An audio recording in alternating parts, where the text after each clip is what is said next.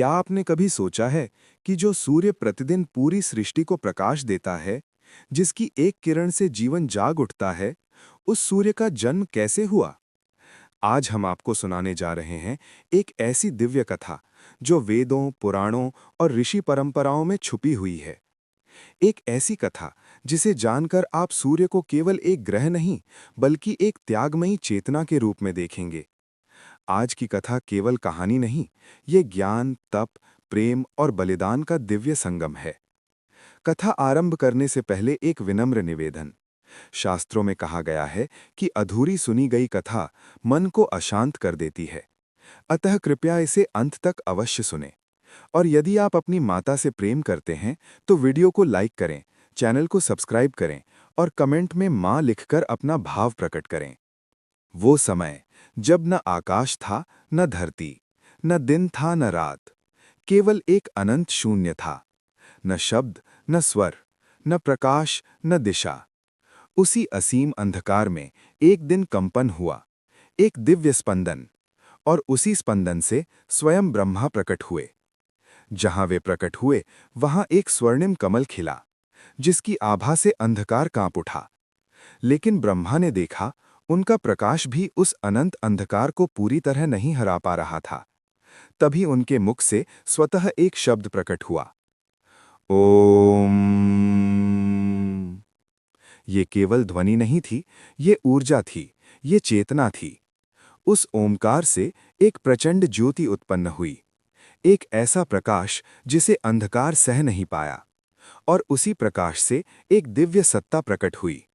यही था सूर्य का आदि रूप। वो स्वर्णिम था, तेजस्वी था, दिशाओं को प्रकाशित करने वाला था। जहां जहां वो घूमता, अंधकार पीछे हटता चला जाता। ब्रह्मा ने कहा, तुम मेरी सृष्टि के प्रकाश हो, जीवन के संवाहक हो। आज से तुम्हारा नाम होगा आदित्य। सूर्य ने नमन किया और ब्रह्मा के आदेश से सृष्टि का विस्तार आरंभ हुआ। समय बीता, सृष्टि फैली, ऋषि, देवता और असुर उत्पन्न हुए। एक काल ऐसा आया जब देव क्या आपने कभी सोचा है कि जो सूर्य प्रतिदिन पूरी सृष्टि को प्रकाश देता है, जिसकी एक किरण से जीवन जाग उठता है, उस सूर्य का जन्म कैसे हुआ? आज हम आपको सुनाने जा रहे हैं एक ऐसी दिव्य कथा जो वेदों, पुराणों और ऋषि परंपराओं में छुपी हुई है। एक ऐसी कथा जिसे जानकर आप सूर्य को केवल एक ग्रह नहीं, बल्कि एक त्यागमयी चेतना के रूप में देखेंगे। आज की कथा केवल कहानी नहीं, ये ज्ञान, तप, प्रेम और बलिदान का दिव्य संगम है। कथा आरंभ करने से पहले एक विनम्र निवेदन। शास्त्रों में कहा गया है कि अधूरी सुनी गई कथा मन को अशांत कर देती है। अतः कृपया इसे अंत तक अवश्य सुनें। और यदि आप अपनी माता से प्रेम करते हैं, तो वीडियो को लाइक करें, चैनल को सब्सक्राइब करें और कमेंट में माँ लिखकर अपना भाव प्रकट करें। वो समय जब न आकाश था, न धरती, न दिन था, न रात, केवल एक अनंत शून्य था। न शब्द, न स्वर, न प्रकाश, न दिशा। उसी असीम अंधकार में एक दिन कंपन हुआ, एक दिव्य स्पंदन। और उसी स्पंदन से स्वयं ब्रह्मा प्रकट हुए। जहां वे प्रकट हुए, वहां एक स्वर्णिम कमल खिला, जिसकी आभा से अंधकार कांप उठा। लेकिन ब्रह्मा ने देखा, उनका प्रकाश भी उस अनंत अंधकार को पूरी तरह नहीं हरा पा रहा था। तभी उनके मुख से स्वतः एक शब्द प्रकट हुआ, ओम। ये केवल ध्वनि नहीं थी, ये ऊर्जा थी, ये चेतना थी। उस ओमकार से एक प्रचंड ज्योति उत्पन्न हुई, एक ऐसा प्रकाश जिसे अंधकार सह नहीं पाया। और उसी प्रकाश से एक दिव्य सत्ता प्रकट हुई। यही था सूर्य का आदि रूप। वो स्वर्णिम था, तेजस्वी था, दिशाओं को प्रकाशित करने वाला था। जहां जहां वो घूमता, अंधकार पीछे हटता चला जाता। ब्रह्मा ने कहा, तुम मेरी सृष्टि के प्रकाश हो, जीवन के संवाहक हो। आज से तुम्हारा नाम होगा आदित्य। सूर्य ने नमन किया और ब्रह्मा के आदेश से सृष्टि का विस्तार आरंभ हुआ। समय बीता, सृष्टि फैली, ऋषि, देवता और असुर उत्पन्न हुए। एक काल ऐसा आया जब देवता असुरों से पराजित हो गए, स्वर्ग छिन गया। देवताओं की माता अदिति ये दृश्य सह न सकीं। उन्होंने अपने पति महर्षि कश्यप से कहा, हमारे पुत्र अपमानित हो रहे हैं, कोई उपाय बताइए। कश्यप बोले, केवल तप से ही समाधान संभव है।